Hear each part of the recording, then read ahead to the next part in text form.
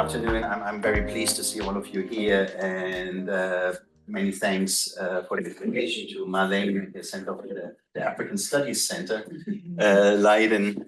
And yeah, I was also glad to be able to join you at the previous event, the handover of the edited volume by Tanya, David, and others. That was really a poignant moment in a way, and so I was very glad that I was able to be there, also because I was one of the members of the committee that did the accreditation report for the research master, and we were very impressed at the time by the quality and the graduates that the program has produced, and one of them found her way to Edinburgh, where she did her PhD under my supervision. So in some ways, this all feels like it's coming full circle. But I don't want to waste more time and sort of giving spiel as a sort of how pleased I am to be here, because I know it's been a long day for you.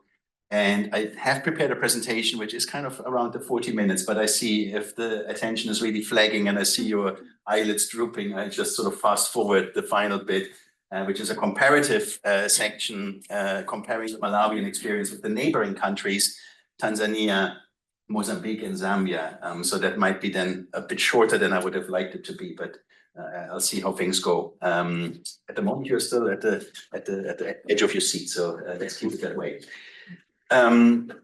Well, the talk, Democracy and Corruption in Malawi, Between Resilience and Backsliding. Timing couldn't be better, as next week, on 16th of September, Malawians will head to the polls to elect the president, 229 members of parliament, and 509 councillors. So it's a tripartite elections, president, parliament, and local councils.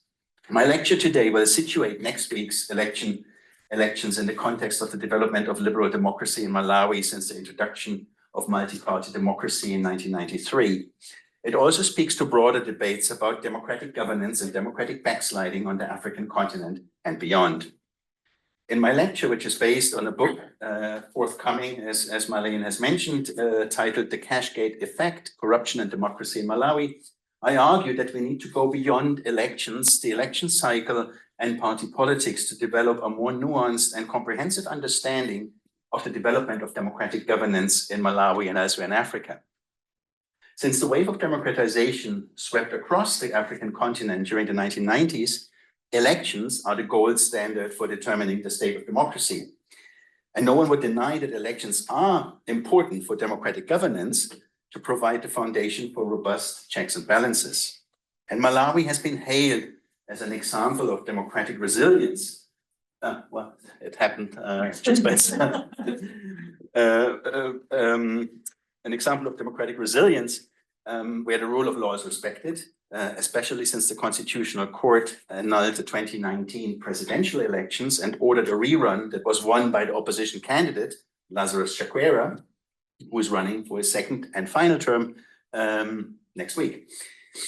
Or maybe not next week, because there will probably be a runoff a month later.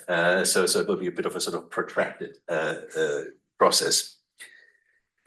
And this is in stark contrast to the widespread pushback against democracy, either openly or covertly, by military rulers in the Sahel, autocrats elsewhere in Africa and beyond Africa, and systems of de facto one-party rule, such as Tanzania, for example, that will go to the polls in October. And it should be noted that across Africa, including Malawi, popular support for democracy has declined in recent years. But coming back to my argument, election cycle, constitutional debates only tell part of the story. In this lecture, I'm focusing on the efforts of law enforcement agencies and the criminal justice system to tackle high-level corruption, to examine democracy's resilience in Malawi. So I'm approaching the debate around democratic consolidation and backsliding from the perspective of law enforcement against high-level corruption, which is a very good entry point for that, I would argue, because high-level corruption, grand corruption, is usually linked to the politics. It is usually linked to parliamentarians, it's linked to incumbents, maybe more than their challengers. So in that way, that is a good entry point there. It is inherently political. And this is certainly the case with regard to Malawi. So I'm going to contrast this remarkable resilience of democracy in Malawi with the law enforcement efforts against a string of high-level corruption scandals that started with the so-called Cashgate scandal in September 2013. And the focus on the efforts of the Anti-Corruption Bureau, the Director of Public Prosecutions, the police, and the judiciary against grand corruption puts the success story of Malawi's democracy into perspective. Law enforcement efforts had a promising start in 2014-15. I'll come to that point. It was quite remarkable, actually, to see that the law enforcement agencies were sort of really active and seriously active, because usually with regard to African law enforcement, there's a sort of sense of, well, why even bother studying this because it's politicized. So I think we have to take it more seriously than that. But this urgency has flagged. The kind of efforts have fizzled out. So by 2018, the law enforcement efforts against high-level corruption and procurement fraud had by and large stalled. And this did not improve after Lazarus Chakwera was elected in 2020. And they've really struggled to clamp down on high-level corruption. My focus on formal institutions, that is the Anti-Corruption Bureau, the police service, judiciary, Director of Public Prosecutions, is part of a broader, I would say, revisionist trend in Africanist scholarships that takes formal institutions more seriously. Authors such as Nick Cheeseman, Peter von Döpp with regard to Malawi, Gabrielle Lynch, emphasize the importance of formal institutions such as parliaments, constitutions, elections, courts, electoral commissions, whilst not ignoring the influence of informal institutions such as clientelistic and corrupt networks. According to Cheeseman, post-colonial politics and the state in Africa have always been characterized by the entanglement of formal and informal institutions, but there was a growing tendency to neglect formal institutions and treat them as a residual category. So this is kind of what happened, that there was too much attention on the facade, the politics of the belly, Africa Works, Shabal and Dalo, and so on. This picks up on some discussion that we had earlier with the PhD students this afternoon. So in the literature, there was a trend to sort of really do not actually take seriously any longer the formal institutions because there was so much emphasis on the informal, whatever that might mean. And that's another discussion that we don't want to go into right now. What is the informal, what is the formal? We can do that later. So I think what I'm adding to the scholarship that is taking formal institutions more seriously is to study the efforts of key formal institutions in law enforcement and judiciary against high-level corruption. In the remaining 30 minutes or so, I represent a short account of the Cashgate scandal as the largest and most consequential corruption scandal in Malawi, as it signifies an important landmark in the spread of high-level corruption in Malawi and also the efforts against it. Then I will sketch the dynamics, some of them with roots in colonial rule and Kamuzu Banda's autocratic rule, that have shaped democracy in Malawi and that have created a fertile environment for high-level corruption. So in a way, sort of the environment, the circumstances that create these dynamics of politicians, of civil servants, and so on. After sketching the influences that have shaped democracy and spawned high-level corruption, I represent an overview of the law enforcement efforts against the alleged Cashgate conspirators. It will be relatively short, so kind of rush through that section, because in the final minutes, I want to have a look at high-level corruption and democracy since the 2020 presidential election, which might be offering an important context and background for next week's election, because all of the sort of suspects, but some of the suspects, and not suspects in the legal sense, but some of the characters are basically appearing in the election campaigns, including the former head of the Electoral Commission, Jane Ansah, who is now the running mate for Lazarus Chakwera, for Arthur Peter Mutharika. So then I wanted to also have, as I mentioned, a quick comparative whistle-stop tour of Malawi's neighbors, Tanzania, Mozambique, and Zambia, but we'll see. Maybe if I'm running out of time, I'll keep that short. Now, let me start with number one, the Cashgate. Oh, yeah, that's another, that was just referring to the 2019 annulment, the Constitutional Court, where the judges got the Chatham House Prize, were praised by The Economist. So it was a big thing in Malawi, but beyond. Now, the Cashgate scandal. was a watershed moment in terms of corruption and efforts to tackle it. It was the biggest corruption scandal ever uncovered in Malawi. That's maybe the emphasis on uncovered. I, of course, do not claim that there was no corruption before. There was, but this was certainly the biggest one. It is estimated that only within 6 months, between April and September 2013, $30 million were misappropriated.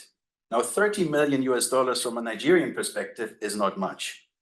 From a Nigerian perspective, that's like, you know, that's something you have under your mattress. But in Malawi, that's like a lot of money. So just to put it into perspective, so grand corruption, you know, it does not necessarily have to be the amount for something to be considered grand or high level. I don't want to go into the details, but some of it was outright theft, using the information management system that just had been installed, and some of it was fake procurement. So that's procurement without supporting documents, and probably procurement not even having any real kind of service or product that was provided. Now, the impact was also unprecedented. The large-scale theft of public funds was discovered in September 2013, when the country was at the beginning of the run-up to the May 2014 elections, with Joyce Banda seeking election after having served the remainder of Binguwa Mutharika's term, who had died in office in April 2012. Also very important in this regard, and Malawi is not an exception here, in response, donor agencies suspended more than $150 million of direct budget support mainly, and ordered Malawi to clean up its act. This triggered substantial and unprecedented law enforcement efforts against the Cashgate perpetrators. So, of course, as scholars of Africa, we are usually very critical of the IFIs, the international financial institutions, and for good reasons. But in Malawi, without that pressure from the donors, these law enforcement efforts would not have happened. It was really that kind of triggered them. We have to do something. And that was actually, that's maybe a key phrase. We have to do something. More importantly, we have to be seen doing something rather than actually doing something. You have to be seen doing it. That, of course, applies not only to Malawi, but in this context, it's important to mention that. Okay, now, the Cashgate corruption racket was discovered by chance, really. It was a chance arrest by a maid in Blantyre who had stolen money from her boss, who was a junior accountant who had cash literally under his mattress, and she took some of that cash and was caught. And that's how they found out that something was wrong. So there was really a lot of cash kind of floating around, not only there, but that's where it was noticed. So it was really chance, it wasn't like a planned thing at all.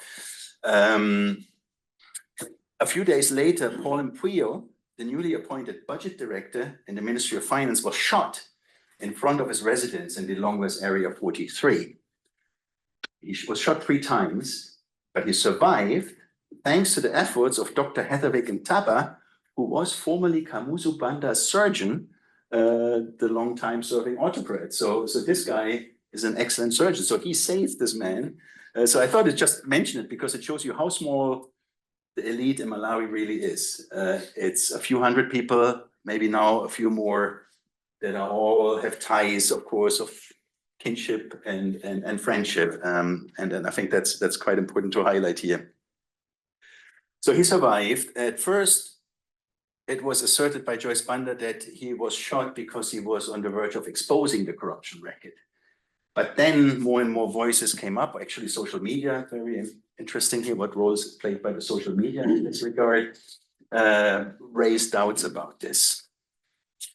More arrests were made, investigations revealed the existence of a web of government officials in different ministries who were linked to several fake companies that had received huge sums of government money without ever having supplied any goods or services. And that's then when the donors took the step to suspend the direct budget support. The government, by Joyce Banda, ordered a forensic audit, which was carried out by Baker Tilly, a British audit company. Was financed by the British government. And the report the audit report is a very good document. So there was really good data, because I think one of the challenges when studying corruption is, of course, how do we get the empirical evidence? We are not doing forensic investigations, right? So there's this report, there's other reports, stuff is being leaked all over the place.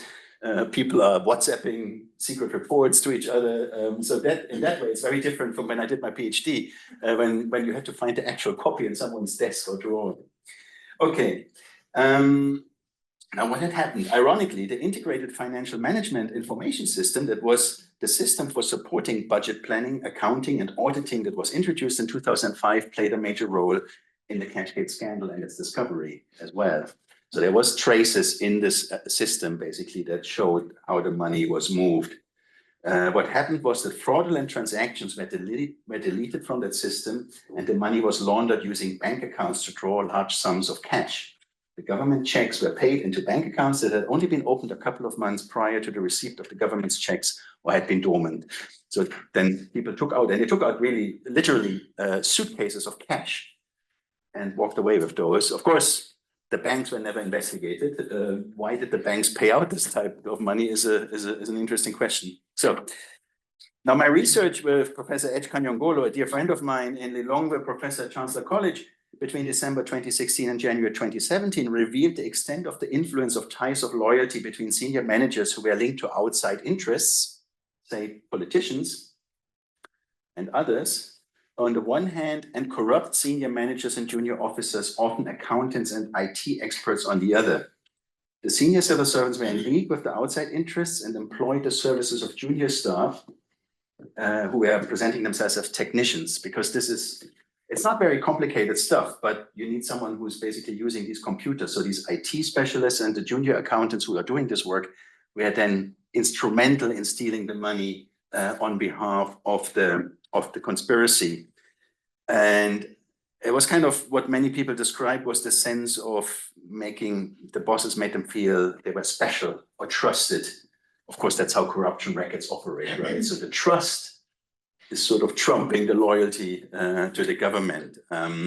It was Capitol Hill at that time was really flush with money. You know, there were like clubs, and civil servants really spending money on whiskey bottles, and you know, this is something that would have never happened in the past. Okay, so there was ostentatious consumption, acquisition of cars and property mainly in this economy. Now, in October 2013, Joyce Banda sacked her entire cabinet and promised to shield no one involved in Cashgate, because she was facing election, right? She was in the election campaign. In haste, the coordinating committee was established, and with EU funding, the government retained the service of a special prosecutors. But these last-minute efforts were to no avail, and in May 2014, Peter Mutharika won the election and succeeded Joyce Banda as president. As the extent of the scandal emerged, the law enforcement effort gathered steam, resulting in the arrest of dozens of suspects in a series of high-profile criminal trials, to which I return in the third section. I'll come to that, but it's ironic that actually under Peter Mutharika's presidency, there was a time when there was more efficient law enforcement happening than under Chakwera, who succeeded him and came in with an explicit sort of anti-corruption platform. Now, just picking up on that earlier theme of Malawi's democracy has been very resilient. As a relatively strong civil society, especially church leaders, especially Catholic bishops are very respected and have a lot of sway and a lot of influence. And when they speak out, people do listen. And they also speak out, and the donors are listening, and the donors are coordinating with them. So it's not only a civil society of NGOs, but the churches are really, really, really strong. It's mainly Christian churches. The Islamic groups have been a little less vocal, but have also made statements. The Church of Central African Presbyterian.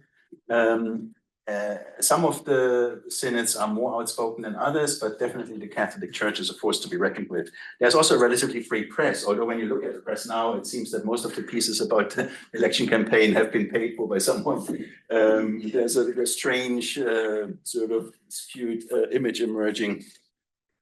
So, but this is important to remember, though, and especially civil society is important to remember that actually has a lot of influence in Malawi, and even parliament at times as well.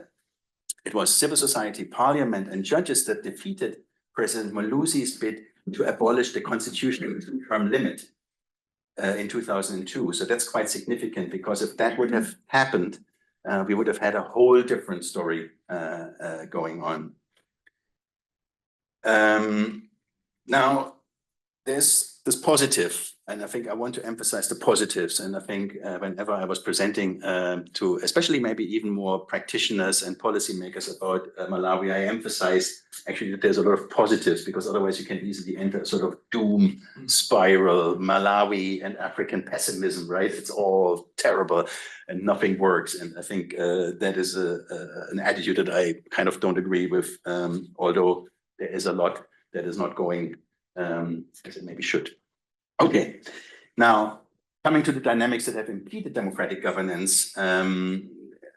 First of all, the parliamentary dynamics. All major political parties have been implicated in high-level corruption scandals. Generally, political parties in Malawi are seen as having made only a limited contribution to democratic process or consolidation. Tentani and Blessings Chinsinga have said the record of Malawian political parties as primary agents in building up a viable democratic dispensation in the country is not very inspiring. And that's probably an understatement.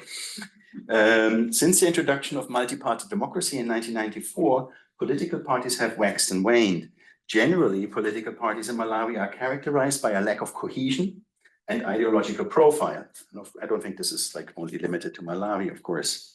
A distinct ethno-regional outlook, and the absence of internal democratic decision-making, that's quite important, and the dominance of the party leader, and the opaque party financing. And that's, of course, where you have these entry points, party financing. There are laws, but they're not enforced, and that's where a lot of the high-level corruption stems from.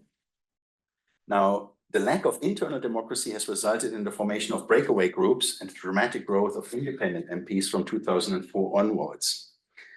Often these new political parties are, at least at the beginning, little more than vehicles for the personal ambition of the presidential candidate, really.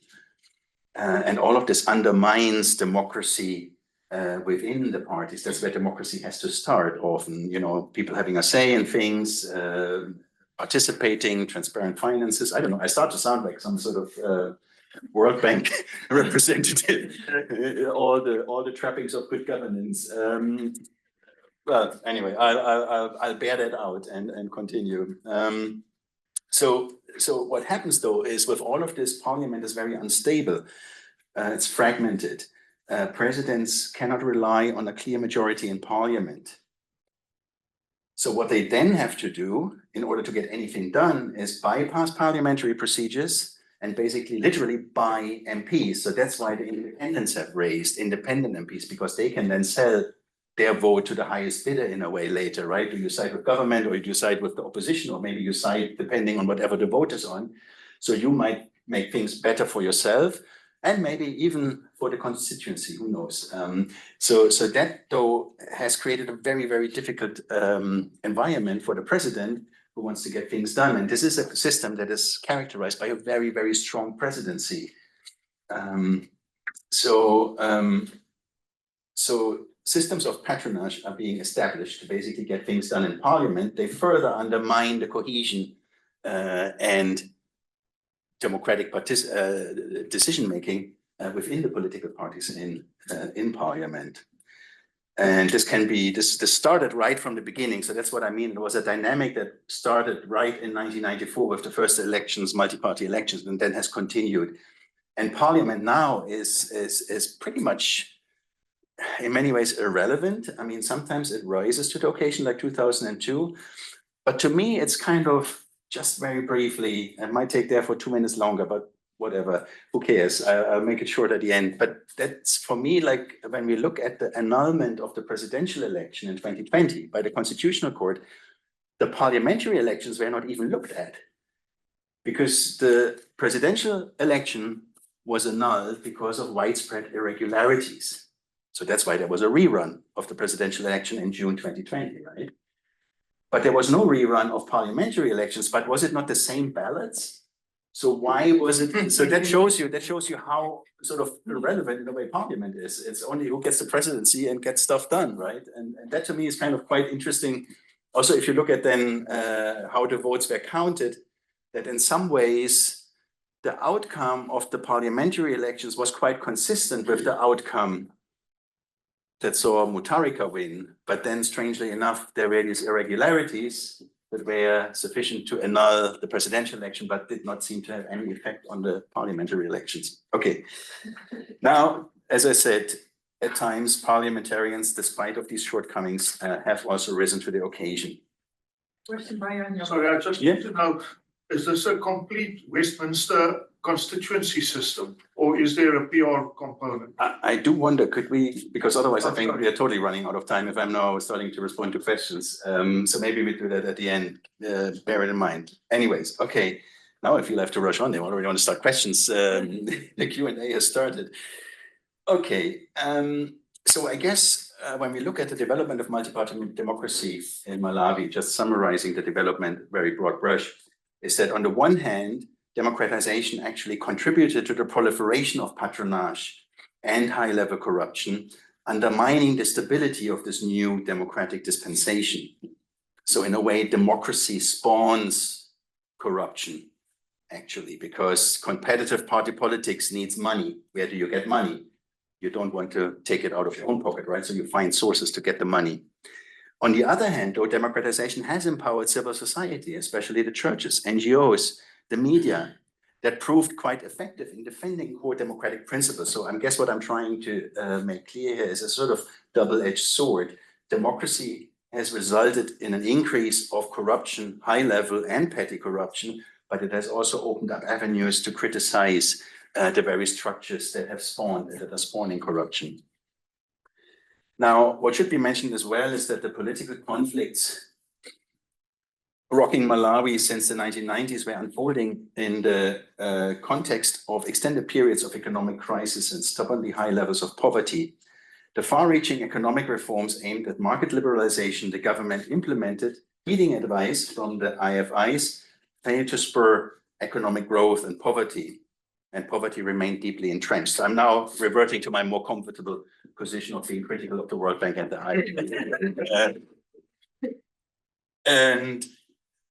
But I think that kind of is the whole context in which parliamentary politics takes place, in which law enforcement efforts against corruption are taking place. Especially inflation. Unsustainable government spending contributed, and unsustainable government spending comes also from high-level corruption, because if you overspend because of stealing from the public account, you of course enter a deficit. Happened in Mozambique too. I mean, there was to the tune of 2 billion that were gone. So I think that's one of the problems also. High levels of inflation, and these high levels of inflation eroded salaries and drove up prices. Food shortages. And I think the influence of the inflation cannot be overstated. So people are getting quite nervous, anxious, you need money, you need different sources of income, you have to kind of straddle all kinds of stuff. So the civil servant that is just sort of comfortable in their role as civil servant, the government official that is just a government official, is really giving way to someone who's like an entrepreneur, who is looking for business opportunities. But you can see how quickly that language of business opportunities, entrepreneur, capitalism can be turned into a language of, well, that's okay. This is money. It might be illegal, me taking it, but I have the access. So people kind of justifying that as well. Okay. So I think what we can say is that economic liberalization also had mixed effects. For some, especially those with the means and the position from which to exploit the new freedom, it offered unprecedented opportunities to benefit from privatization and deregulation. So there's a small group of people that really benefited from the liberalization and deregulation of the 1990s. Most people had to survive, had to make do. Majority of the population suffered from the withdrawal of the state and the volatility of the open economy. Public administration, so you can see inflation levels here, that the 34%, that's actually what we have now pretty much, is the inflation in Malawi is about 30%. That's not unusual. The 30% is like, pretty common in Malawi, like for the past 20 years or so. I mean, when you have 8 or 9, you think it's going well. So inflation is a massive problem, because if you have a salary, your salary is losing money quicker than any salary increase can undo it. That's why you go into business. When you go into business, you meet business people. Business people offer you business opportunities. What can you bring to the deal, right? That's, of course, the research that I did with government officials kind of speaking there, part of it for my PhD and then following up from that. So again, just highlighting, I think that the seeds for this Cashgate scandal and other high-level corruption scandals kind of were laid with the introduction of multi-party democracy and the deregulation of the economy and privatization. So it has that kind of schizophrenic effect. Liberalization and rise of corruption. So let me turn in the third section, we're kind of more than halfway through, to the Cashgate trials and other law enforcement efforts against high-level corruption, the focus of my book, forthcoming book. I think what is interesting, and I alluded to it earlier, is that the Cashgate scandal triggered unprecedented law enforcement efforts that resulted in a series of high-profile criminal trials and spurred Malawi's criminal justice institutions to engage with previously untested money laundering legislation and the technicalities of digital government money transfers, which was key to the theft of the public funds during the Cashgate. So it was quite a steep learning curve, and I was speaking to British prosecutors who were technical advisors, and I was speaking to prosecutors there. The criminal justice system in Malawi is quite comfortable with, assault, murder, someone stealing something, larceny, which is like you steal a chicken or you steal a box of medicines, but financial fraud is totally out of their comfort zone, at least. And so that's almost like, I'm paraphrasing what the advisors were also saying. So it was really, really difficult for many people to get their head around this stuff. Also, the legislation is layered. So you have statutes from colonial times, not much really happening then between the late colonial period and the 1990s. And then you see a flurry of legislation that is kind of regulating all kinds of stuff, but this legislation is not reconciled with each other. So there's often gaps, there's friction that can be exploited by lawyers, of course, who say, oh, wait, here it says, this is the word, and here it says this. So actually, we have to stop the trial now, and we have to get a decision from an appeals court or something. So you slow it down, right? Okay. So in spite of these challenges, the Director of Public Prosecutions in particular at the time and the Director General of the Anti-Corruption Bureau at the time really rose to the occasion, and they got convictions. That's like how success in law enforcement is generally measured, right? And quite a few people were sentenced, and some of them served very long prison sentences. But that was in the context of delays and frequent adjournments that I've just alluded to. The asset recovery is a very kind of unfamiliar terrain. A lack of expertise and knowledge, overwhelmed, not enough financing, experienced staff is not there. Two other things that I want to highlight very briefly is that in the Netherlands, I'm sure, and in other jurisdictions, in especially white-collar crime, you would have investigators, police investigators usually, and prosecutors working very closely with each other in teams. Maybe the Netherlands is not a good example because you might have an investigative judge even who kind of is there, I don't know. But let's say in the UK, so you have investigators and prosecutors who are working together in a team because these are usually quite complex prosecution, right? Malawi is following the traditional model as it was used in the UK until the 50s or 60s, where police and prosecutors are totally separate. So the police does the investigation, they hand over the file or docket to the prosecutor, who then gets on with the job. The problem is, though, that then if the prosecutor kind of thinks, what about this and this and this, and has like 5 questions, it's not common for them to go back to the investigators and say, oh, could you have another look at this? We need a stronger case. So they were just going with these cases. So there is a sort of disconnect within the agencies that is really impeding basically effective, if you like, prosecutions. And the other problem, which is also about friction, is interagency rivalry. So quite a lot of praise has been heaped on anti-corruption bureaus that are independent of other law enforcement agencies, that are kind of standalone organizations. The theory is great, but they have no connections with any other of the agencies. So often what you have is personal rivalries that kind of are exacerbated by the institutional setup. They are not encouraged and not rewarded for working together. Instead, each of them is trying sort of to get I think Tanya was working on this, to shine, to steal someone's shine because he's from the other agency or she's from the other agency. So that, can be a huge impediment, of course, to law enforcement if they are not even working together and against each other. Okay. However, and that is important to point out, coming back to my earlier point about the revisionist scholarship, not all criminal trials were a complete failure. So they still, I think, deserve our attention, even though there are all these problems and challenges. They scored several high-profile convictions. And I think these successes throw a different light on the efforts of law enforcement agencies against grand corruption. Often African anti-corruption agencies are dismissed, at least in the scholarship, like most of the scholarship, as sort of being too politicized. They're not being studied like in their own right in terms of the work that they do. Okay, that was a sort of fast forward finally to round this up. So this is, he serves here, this is Oswald. So it starts clockwise. Most of the money, or a lot of the money was spent on property. So that's one of the so-called Cashgate houses in Area 43. I think it's actually Paul and Puyo's house.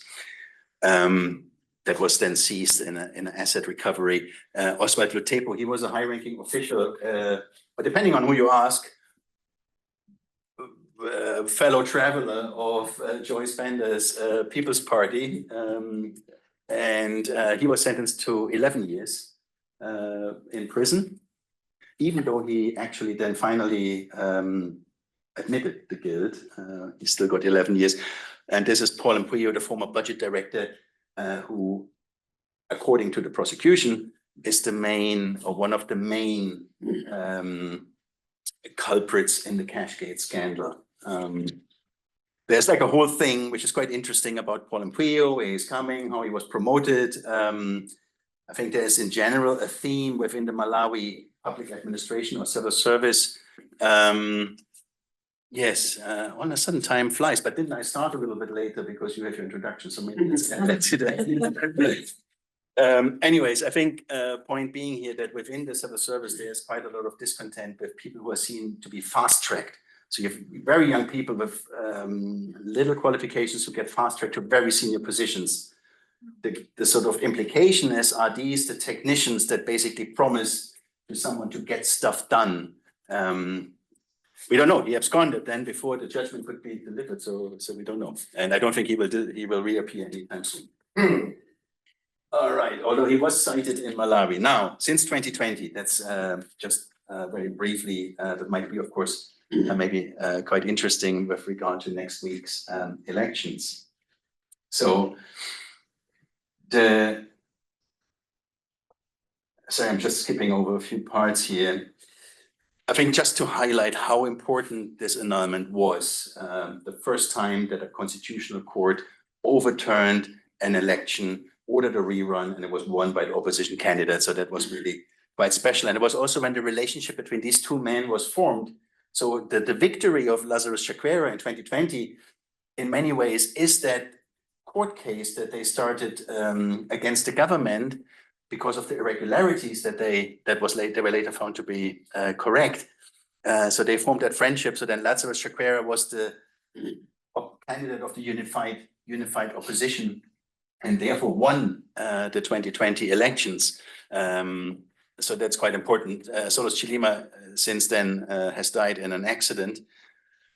Interestingly enough, an accident when he was en route to the funeral of the person that was convicted of the attempted murder of Paul Mpuyo, the former budget director. Yeah, I know. It's sort of, it's almost like a sort of spy novel. And these are the judges. Now, suffice it to say, and I've already hinted at that, is that Chakwera made the big promise that he would clean up the act, but he has failed in doing so. Especially the Catholic Church was scathing in its criticism about this. So I think the picture of Chakwera's administration is quite mixed there. And that's probably why in some of the opinion polls that we see, Arthur Peter Mutharika, in fact, is in front. So people are pretty unhappy, depending on the region, I guess, but many people are quite unhappy with Lazarus Chakwera. So in the final minute, maybe, I just want to just very briefly, like a sort of whistle-stop tour, looking just very briefly at Malawi's neighbors to put things into perspective, right? And the elections in Tanzania are in October, next month. But the picture there is quite different. I mean, the opposition is banned. Lissu is on trial. You know, it's a de facto one-party state, and the pretense of being an actual competitive democracy have by and large been actually abandoned. Of course, in the current climate, you know, in the 1990s, when the Tanzanian government sort of, you know, decided to make that step, you had to do that almost to qualify for donor support. This is not the case any longer.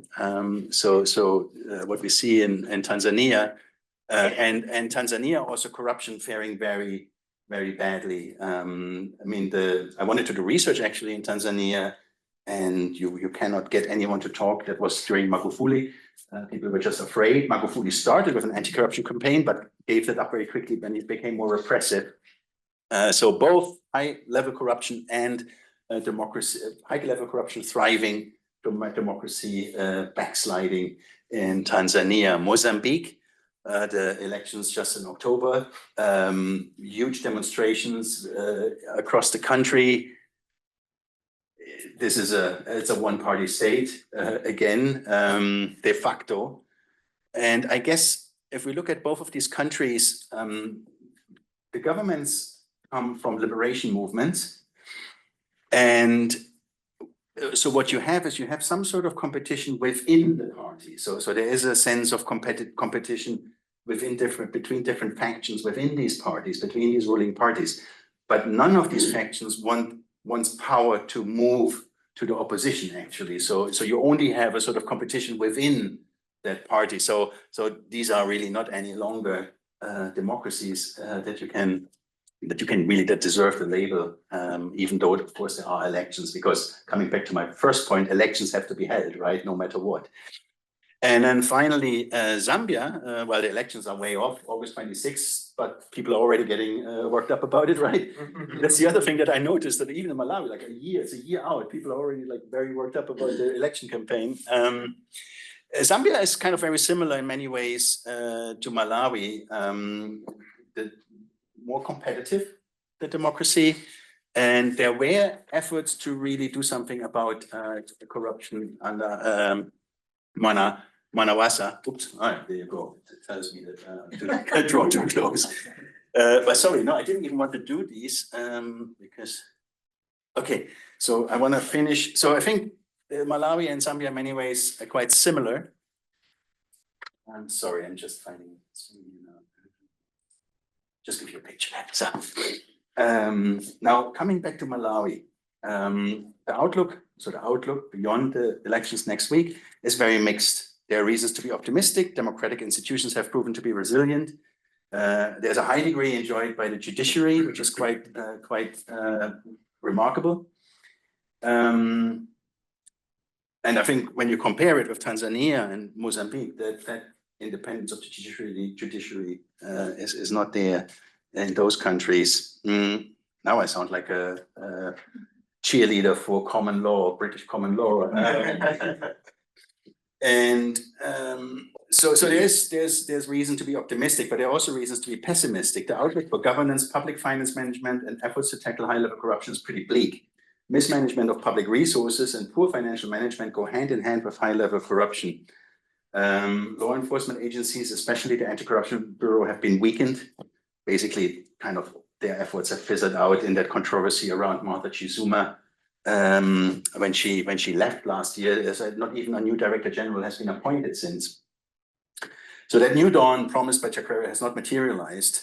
And some would argue that the situation is worse than it was under Arthur Peter Mutharika. And Mutharika, I mentioned this earlier, can actually point to a period of relative vigorous law enforcement, of course, preferably against the political opponent. Yes. There we go. Of course. Yes, it's always easier to prosecute someone who is no longer in office as opposed to the guy who is still in office. Yeah. Totally agreed. But they still did something which is wrong, and they are being held accountable, even if it is a few years down the line. So yes, I think that's what further. So he has this vigorous law enforcement for a period of time, 2014 and 18, during his presidency, when things were really happening, and not least because of donor pressure, but also civil society pressure. But should he be elected, should he win the election with 85, would he have the energy and the acumen to crack down on the high-level corruption in government and the DPP party, where the corrupt networks are thriving? And of course, then there's the economy, and that's what I will end with. The economic crisis will pose a formidable challenge. The situation is dire for the winner of the 2025 elections. Available options are limited. Sort of Skiller and Charybdis, do you defy the donors or do you agree with them? If you agree with them, you have to do a devaluation of the currency, which they have not done in May when the IMF discontinued the extended credit facility. Or do you go with them? Or do you go against them and you have high levels of inflation because you're overspending? So it's, yeah, there's no good way out of this. So what will be interesting to see is when will the negotiations with the IMF start about that extended credit facility after the elections? So that's probably an interesting space to watch, apart from the courts, where things will happen too, because political conflicts in Malawi are very legalistic and are really taking place in the legal arena. I'll leave it at that. Thanks very much for your attention.